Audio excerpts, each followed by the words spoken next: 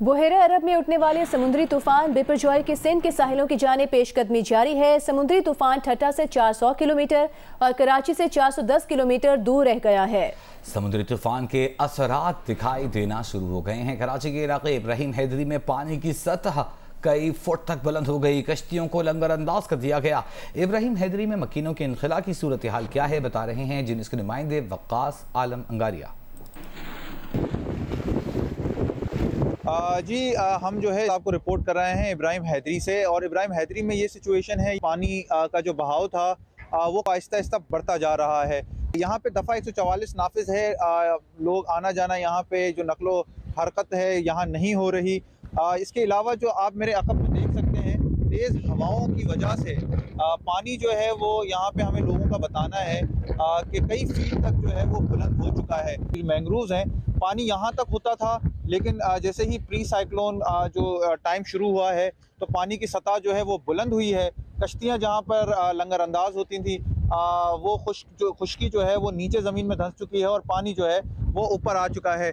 Fisherman cooperative society के यहाँ पे जो है मौजूद हैं इरफान साहब, उनसे हम जानेंगे कि यहाँ पे हालात क्या हैं और यहाँ पे जो है वो प्री साइक्लोन जो है उसको किस तरह से देख रहे हैं। इंतज़ामात हमें CM साहब की खुसूसी हिदायत हमें मिल गई थी पिछले एक हफ्ते से कि ये साइक्लोन का ख़तरा है। तो हमने इब्राहिम हैदरी में जितने भी गोट हैं, आसपास के समंदर के जिस साहिली पट्टी के जितने भी घर हैं, उनको हमने डोर टू डोर मस्जिदों में भी ऐलानात करवा दिए थे कि आप लोग घरों से ना लें और अपनी अपनी जो लांचें हैं, कश्तियाँ हैं, वो लंगर कर दें और रस्सियों से कस के बांध दें ताकि ये इधर उधर ना हो। जिस तरह से जो है वो इंतज़ामात हुए हैं उससे यूँ लग रहा है कि चूँकि इवैक्यूएशन तो नहीं हुई है, इनखला तो नहीं हुआ है आबादी का, अलबत्ता वार्निंग्स जारी की गई हैं और बताया गया है कि ख़तरा जो है वो अब आने वाला है। जी, समुद्री तूफान बिपरजॉय के बायस सजावल से लोगों ने नकल मकानी शुरू कर दी है। जाती, खारोछान और शाह बंदर के इलाके खतरे की जद में हैं। खारोछान में अब भी 6000 लोग मौजूद हैं, जबकि कई देहात ज़ेरे आब आ चुके हैं। आर्मी, रेंजर्स, पुलिस और दीगर इदारे अलर्ट हैं। ठट्टा सजावल बदीन के साहिली इलाकों में बारिश और तेज हवाएं। केटी बंदर पर पानी की सतह मुसलसल बुलंद होने लगी। बदीन के साहिली इलाकों में पानी मच्छरों की बस्ती के करीब पहुंच गया। तूफान के खदशे के पेश नजर केटी बंदर शहर को खाली करा लिया गया है। शहर वीरान हो चुका है। बदीन के साहिली इलाके 0 पॉइंट में तेज हवाओं के साथ बारिश। समुद्र के किनारे कायम माहीगीरों की बस्ती भी इनखला के बाद वीरान।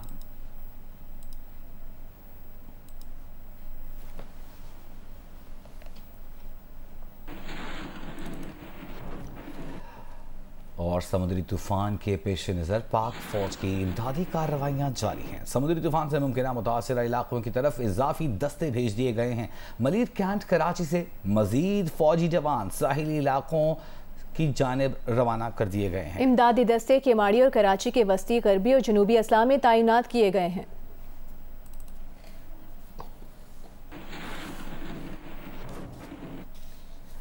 और वज़ीर आज़म शहबाज शरीफ ने समुद्री तूफान बिपरजॉय के पेश नज़र तमाम तर वसाइल को बरोकार लाकर लोगों की हिफाजत यकीनी बनाने की हिदायत की है। इजलास की सदारत के दौरान वज़ीर आज़म ने कहा है कि सिंध हुकूमत, NDMA और दीगर इदारे मिलकर साहिली इलाकों में मोबाइल अस्पतालों का क़याम यकीनी बनाएं। मुमकिन मुतासरा इलाकों में हंगामी तिब्बी इमदाद का खातिर खाह इंतजाम यकीनी बनाया जाए। वज़ीर आज़म ने यह हिदायत भी की कि तूफान के पेश नज़र नकल मकानी करने वाले अफराद के कैंप्स में पीने के साफ पानी और खुराक का खुसूसी इंतजाम भी यकीनी बनाया जाए। वज़ीर आज़म ने वज़ीर तवानाई खुर्रम दस्तगीर खान को जनूबी सिंध के अजला में समुद्री तूफान के असरात ख़त्म होने तक मौजूद रहने की हिदायत की है।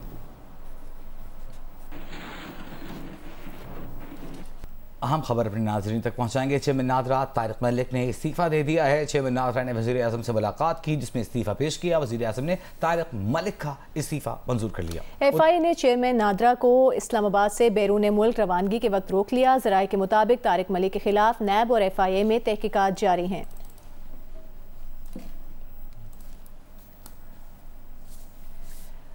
वज़ीर दाखिला राना सनाउल्लाह का कहना है कि JIT ने चेयरमैन PTI को झूठा करार दे दिया है।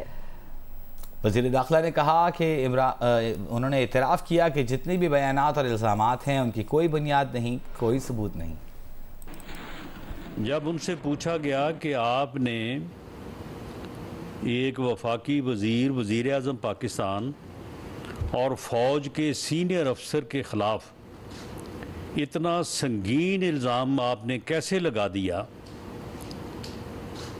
कि आपको कत्ल कर दिया जाएगा, या आपको कत्ल करने की जो है वो साजिश की गई है, तो उन्होंने कहा कि मुझे किसी ने बताया था, और उन्होंने ये बरमला इस बात का एतराफ़ किया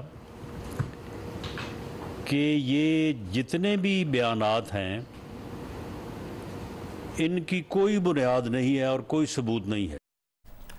तहरीक इंसाफ की कोर कमेटी के रुकन शुएब शाहीन ने प्रोग्राम कैपिटल टॉक में गुफ्तगू की। कहा कि चेयरमैन तहरीक इंसाफ हर सियासी जमात से बात करना चाहते हैं, जबकि रहनुमा मुस्लिम लीग नून बैरिस्टर मोहसिन शाहनवाज रांझा का कहना है कि अब चेयरमैन तहरीक इंसाफ से बात नहीं हो सकती। ऑपोजिशन जमात GDA के रुकने कौमी असम्बली सायरा बानो ने कहा कि अक्टूबर में इलेक्शन के लिए हुकूमत की तैयारी नहीं, लगता है कि इलेक्शन 5-6 माह आगे कर दिए जाएंगे। तहरीक इंसाफ कहते हैं कि मैंने अपने सियासी मुखालफिन से डायलॉग नहीं करना, मैंने डायलॉग करना तो आर्मी चीफ से करना। खान साहब को साथ मेरा ताल्लुक़ है, मैं उनका वकील भी हूँ, मैं बल्कि कोर कमेटी का मेंबर भी हूँ इस वक्त। वो हर पॉलिटिकल पार्टी से बात करना चाहते हैं और वो for restoration of democracy, for restoration of human rights वो बात करना चाहते हैं। इसमें उनकी तरफ से किसी किस्म का कोई अभाम, कोई इशू नहीं है। इमरान खान साहब जो हैं वो हर किसी से बात करने के लिए तैयार हैं। अभी आप उनसे बात करने के लिए तैयार हैं या वक्त गुजर गया? देखिए, हम तो ये समझते हैं कि अब वक्त गुजर गया और वक्त हमने कोई गलती नहीं की। उनकी अपनी जो सरगर्मियाँ थीं वो मुल्क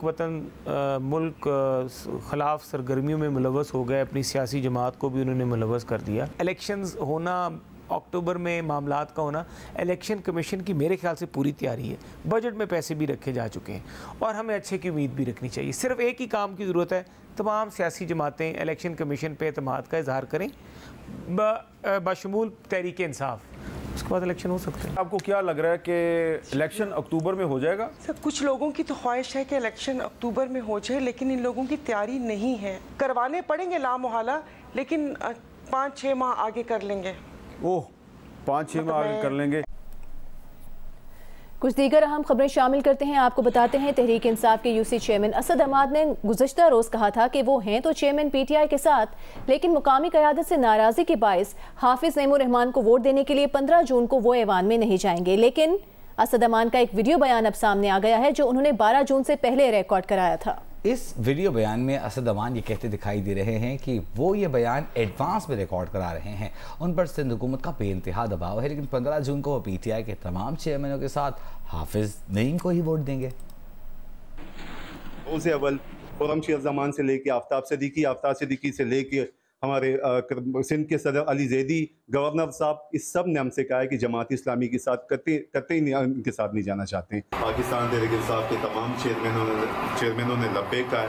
हाफिज़ नईमुर रहमान के मुतालिक उन्होंने ये कहा है कि इनको वोट देना है, बिल्कुल दूंगा। और सरान को भी अपने चेयरमैन का हर हुक्म सरान को हो सकता है। ये वीडियो मैं एडवांस में सेव कर रहा हूँ अपने पास, अपने भाई के पास, कि अगर कुछ भी हो, ये सिंध हुकूमत मेरे साथ इससे पहले भी इन्होंने किया है, मजीद भी कुछ कर सकते हैं।